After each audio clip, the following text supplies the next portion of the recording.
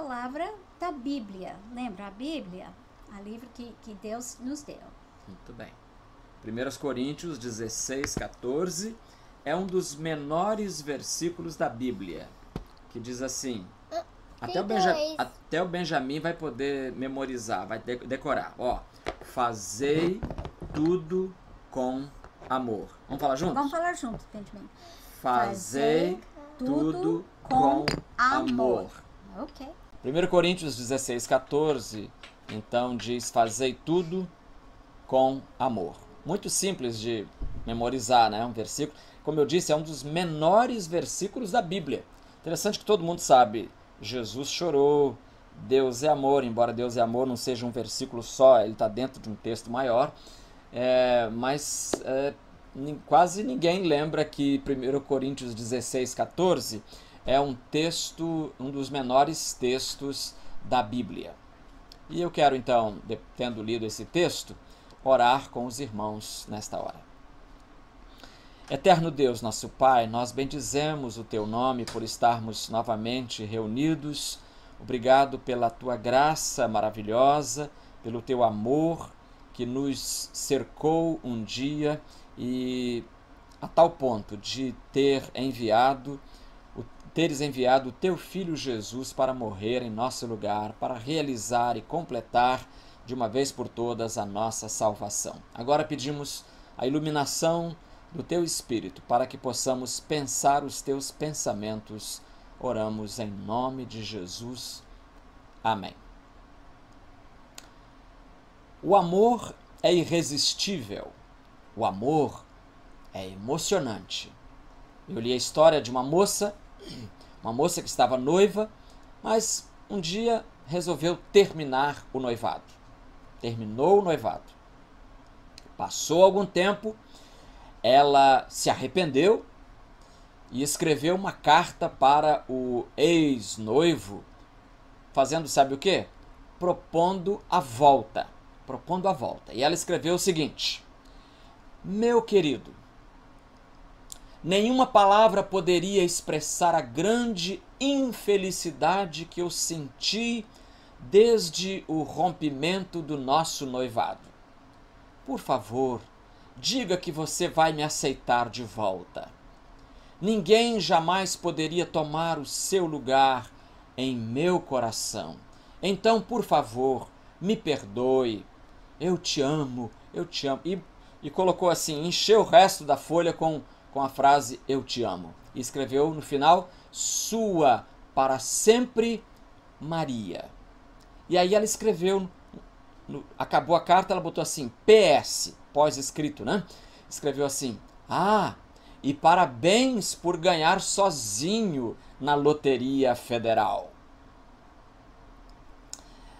No texto que nós lemos, o texto que nós lemos pertence a um conjunto de despedidas do apóstolo Paulo se despedindo dos coríntios na sua primeira carta. E ali, ao aproveitar as suas despedidas, Paulo dá diversas instruções. E uma delas é justamente essa do versículo 14. Fazei tudo com amor. Fazei tudo com amor. Se você reclamava que não conseguia memorizar versículos bíblicos, então agora você já vai conseguir memorizar um. 1 Coríntios 16, 14. Fazei tudo com amor. Em grego são 5 palavras só, mas em português ficaram menos ainda, 4 só. Fazei tudo com amor. A palavra tudo aí, é claro que engloba, sem dúvida nenhuma, toda a possível realidade da vida cristã. Engloba todo o universo habitado, digamos assim, pelo crente. Então, com isso em mente, vamos pensar nesta noite, brevemente, em 7 amores. 7 amores que habitam o cristão. 7 amores que o cristão pode, com os quais o cristão pode contar. Vamos falar do amor a Deus, estamos falando do amor a Deus, do amor ao próximo, do amor ao culto, do amor à palavra, do amor à igreja, do amor ao reino e do amor aos perdidos. Fazei tudo com amor. Então, o primeiro amor fundamental aqui é o amor a Deus. Não podia faltar o primeiro e maior de todos, que é o amor a Deus. E nós lemos nos evangelhos de Mateus 22 e Marcos capítulo 12, o mesmo trecho, contando que um dia aproximou-se de Jesus um escriba, um profissional da escrita, né, que ouvira Jesus discutir com os fariseus e, percebendo que Jesus lhes havia respondido muito bem, perguntou a Jesus. Isso é Mateus 22, não, é Marcos 12, 28. Perguntou: qual é o principal de todos os mandamentos? Qual é o principal de todos os mandamentos? Você sabe qual é o principal de todos os mandamentos? Marcos 12, 29, Jesus respondeu: o principal é: ouve, Israel, o Senhor nosso Deus é o único Senhor. Amarás o Senhor teu Deus de todo o teu coração, de toda a tua alma e de todo o entendimento e de todas as tuas forças. E aí Jesus continua: e o segundo é este: amarás o teu próximo como a ti mesmo. Não há outro mandamento maior do que esses. Então presta atenção. No versículo 30, Marcos 12, 30, Jesus diz: amarás o Senhor teu Deus de todo o coração, de toda a alma, de todo o entendimento e de todas as tuas forças. Por que será que este é o maior de todos os mandamentos? Ou, como diz a minha versão, Almeida século 21, é o principal dos mandamentos. Por quê? Porque quando amamos o Senhor, quando nós amamos o Senhor, então nós amamos também o restante da nossa lista. Nós amamos os irmãos, por quê? Porque eles são filhos de Deus também, então nós, são nossos irmãos, nós os amamos. Amaremos também o culto, por quê? Porque é prestado a Deus e nós amamos a Deus, então queremos honrar a Deus no culto. Amaremos a palavra, por quê? Porque se a palavra é proveniente da boca de Deus, então nós queremos valorizá-la. Amaremos a igreja, por quê? Porque por ser a noiva de Cristo. E amaremos ao reino por ser a obra de Deus. E amaremos os perdidos porque eles são amados pelo Senhor também.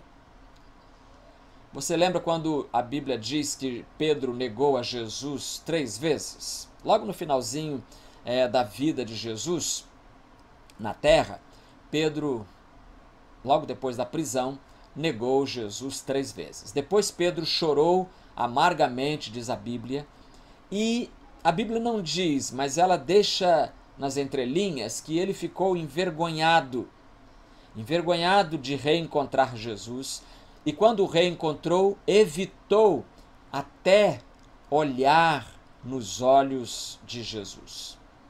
E quando por fim estavam já juntos numa refeição, Jesus virou-se para Pedro e perguntou: Simão, João 21:15, Simão, filho de João, tu me amas mais do que estes? Ele respondeu: sim, Senhor, tu sabes que te amo.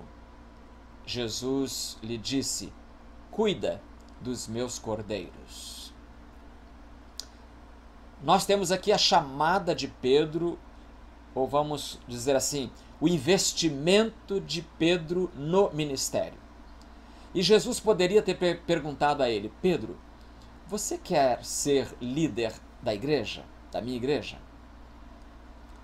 Mas Jesus não perguntou isso, ele perguntou: Pedro, você me ama? Porque Jesus não quer de nós uma obediência militar apenas. Não quer votos ou promessas a ele impensados. Nem simplesmente ele quer ver comportamento adequado. O que ele quer realmente ver em nós, queridos, é o nosso amor. Se nós o amamos ou não, isso vai fazer toda a diferença. porque Jesus tendo o nosso amor, ele terá também a nossa obediência. Por isso cantamos o hino que diz: Jesus, sempre te amo, e por isso a ti, ó meu Cristo, me submeterei. Porque se você ama a Cristo, você se submete a Cristo. Se Jesus tiver o nosso amor, ele terá também o nosso louvor, o louvor dos nossos lábios e o serviço das nossas mãos. Amar a Deus, sim, mas só não. Em segundo lugar, dos 7 amores, o segundo amor é o amor aos irmãos. Amor aos irmãos. É aquilo que a Bíblia também chama, os inários, né, dos evangélicos em geral também chamam de amor fraterno ou amor fraternal. Lembra quando concluiu a sua carta, o apóstolo Paulo faz esse apelo para que a igreja faça tudo com amor. E é interessante que ele faz esse apelo a uma igreja que experimentou de tudo. Olha uma lista dos pecados de Corinto: desunião na igreja, desrespeito à autoridade ministerial de Paulo, de outros obreiros, imoralidade, divórcio, processos judiciais, crente falando mal um do outro, levando o outro para o tribunal, arrogância espiritual, adoração indisciplinada, culto bagunçado, em outras palavras, levando outros crentes a pecar contra as suas consciências, idolatria, envergonhando outros crentes na ceia do Senhor, noções heréticas sobre a ressurreição também. Alguém disse que um produtor de televisão poderia produzir uma série, uma minissérie de sucesso, seria de sucesso, intitulada Igreja de Corinto. E não faltaria a esse produtor material para um drama escandaloso. Meus queridos, o amor aos irmãos foi classificado por Jesus como o segundo mandamento mais importante. Nesse texto que nós lemos, Marcos 12, Jesus diz qual é o primeiro mandamento: amarás o Senhor teu Deus. E aí no versículo 31 ele diz: e o segundo é este: amarás o teu próximo como a ti mesmo. E ele diz: não há outro mandamento maior do que esses. Então, amar a Deus verticalmente e amar os irmãos horizontalmente. Aí eu pergunto: será que é possível amar a Deus sem amar os irmãos? Eu não vou nem tentar te responder isso, mas vou deixar que João, o apóstolo do amor, responda para você. Ele vai escrever em 1 João, capítulo 4, versículo 19, este que foi inclusive o lema de missões nacionais este ano: nós amamos porque ele nos amou primeiro. 20. Se alguém diz: eu amo a Deus e odeia o seu irmão, é mentiroso. Pois quem não ama o seu irmão a quem viu, não pode amar a Deus a quem não viu. Se eu disser que amo a Deus, mas odeio o meu irmão, ora, se eu não amo o meu irmão que eu estou vendo, como é que eu vou amar a Deus a quem não estou vendo? Argumenta João. 1 João 4,21 agora ele diz: e dele temos este mandamento. 2 pontos.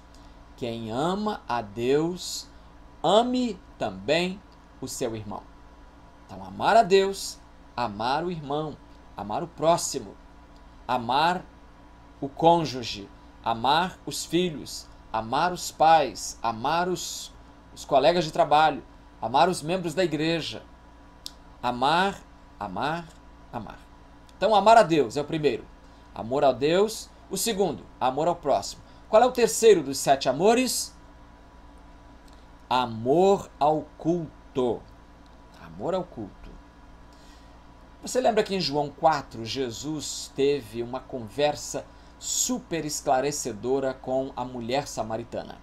E Jesus falou ali a ela algo do qual nós temos, inclusive, pouca informação na Bíblia, que é a temática da adoração.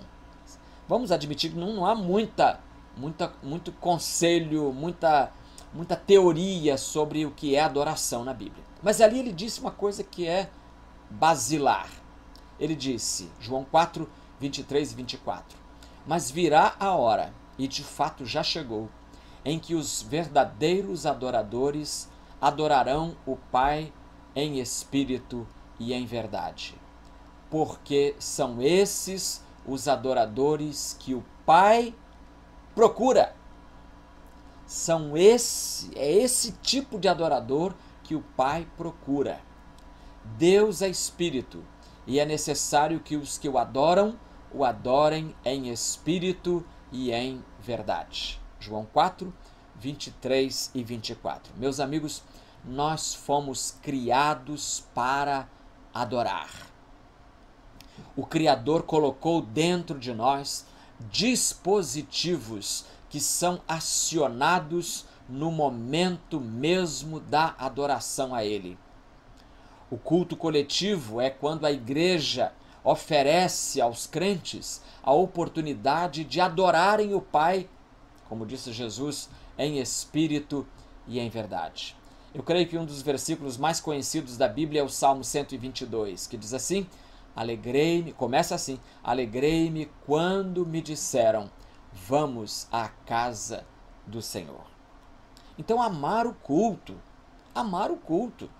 Eu até fico preocupado se você não gosta de culto, se você não ama o culto, então verifique onde está o erro. De repente o erro pode estar no culto, sim, pode ser, mas de repente pode estar em você, em mim, em nós, né? Então amor a Deus, amor ao próximo, amor ao culto, amor à adoração a Deus. Quarto amor, amor à palavra. Amor à palavra. Quando Jesus foi tentado pelo diabo, você lembra? Mateus capítulo 4. A primeira resposta que Jesus deu para o diabo, que poderia ter calado a boca dele, mas você sabe que o diabo não desiste na primeira tentativa. Jesus citou as Escrituras, o Velho Testamento.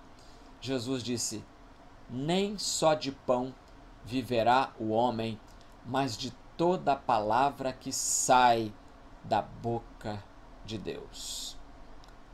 Nem só de pão viverá o homem, mas de toda a palavra que sai da boca de Deus. É por isso que os cristãos veem a Bíblia não como um livro morto numa estante, mas eles veem a Bíblia como palavra que sai da boca de Deus. Meus amigos, meus queridos, a palavra de Deus é lâmpada para clarear o caminho da gente. É pão para matar a fome da alma, água para matar a sede da alma, é consolo para o enlutado. A Bíblia é ânimo para o desanimado, ela é força para aquele que está caído, é aquecimento para aquele que está congelado ou se esfriando, é orientação para quem está perdido num labirinto. É a palavra. A palavra desinfeta o contaminado. Ela blinda o tentado e revitaliza o morto. Ah, se eu fosse você, eu aproveitava a quarentena, aproveitava esse tempo de ficar em casa, sem saber o que fazer, muita gente assim. Então, aproveitaria para ler mais a palavra de Deus. Não só ler, estudar os pensamentos de Deus. Você vai ser outra pessoa quando fizer isso. Amor a Deus, amor ao próximo, amor ao culto, amor à palavra. E em quinto lugar, amor à igreja. Amor à igreja. Será que é fácil amar uma igreja? Nós vivemos num tempo em que as pessoas dizem até admirar Jesus. Ah, Jesus eu aprecio muito, eu gosto muito das palavras de Jesus, eu gosto muito dos hinos que são cantados com o nome de Jesus, mas não querem nem ouvir falar de igreja, e muito menos amá-la. Vamos lá.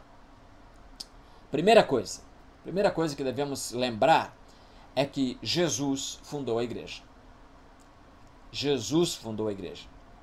Se a igreja fosse criação da cabeça de um papa, de um bispo, de um pastor, de um filósofo, ou até de um teólogo importante, se ela fosse cabeça de um desses personagens, certamente ela já teria morrido, e teria morrido lá mesmo em Jerusalém, onde ela nasceu.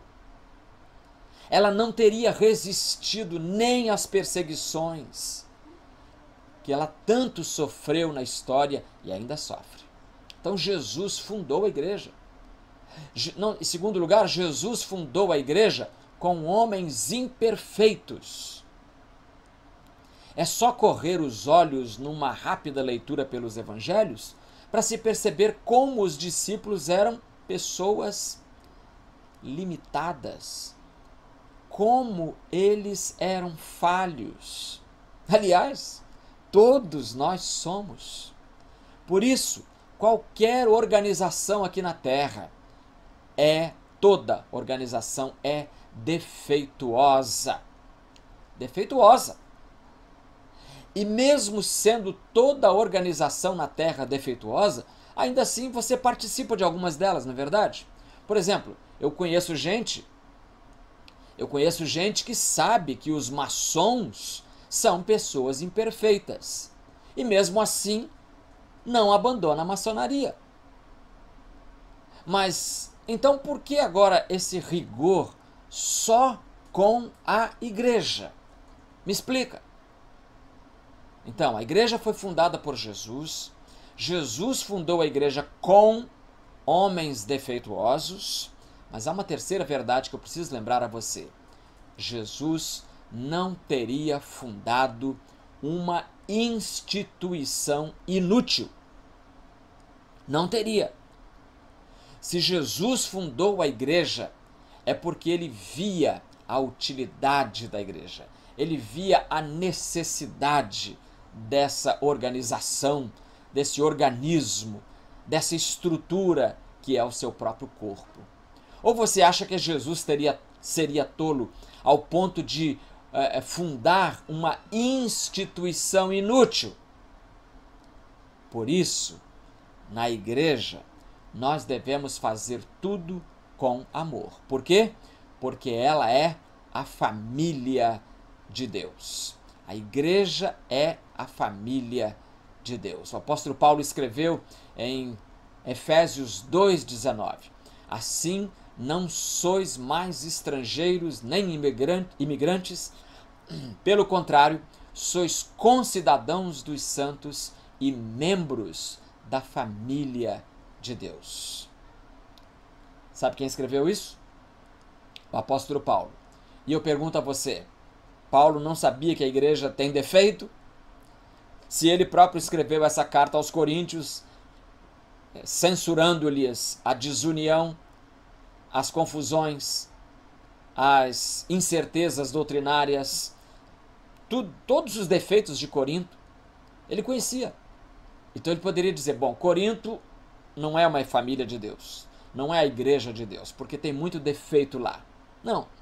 Mesmo assim, ele chama os crentes de família de Deus, corpo de Cristo, como ele escreveu aos Coríntios. Sabe, algum tempo atrás havia um adesivo muito popular, que você colocava em carro. O adesivo dizia assim, em carro: se você ama Jesus, buzine.